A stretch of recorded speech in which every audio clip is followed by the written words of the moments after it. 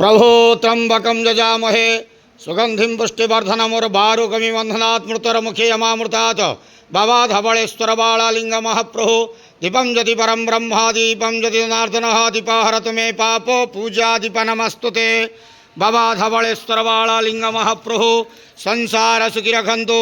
आज आषाढ़ मास कृष्ण पक्ष त्रयोदशी तिथि शुभ सोमवार रे समस्त श्रद्धालु भक्त मानक श्रीपद करंतु मनस्कामना पूर्ण करंतु कर्म क्षेत्रोन्नति करंतु ग्रहरिष्ट खंडन करंतु जगतर मंगल करंतु विश्वर कल्याण करंतु आपणकर नाम प्रकाश करंतु सेवकर डाक श्रवण करंतु समस्त गुआवसा भक्त मानकर मनस्कामना पूर्ण करंतु।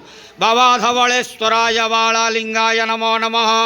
संसार सुखी रखन्तु आनंद गवार हरि बोलो। आज आषाढ़ मास कृष्ण पक्ष त्रयोदशी तिथि शुभ सोमवार रे समस्त श्रद्धालु भक्त मानक श्रीपद करंतु आनंद गवार हरि बोलो।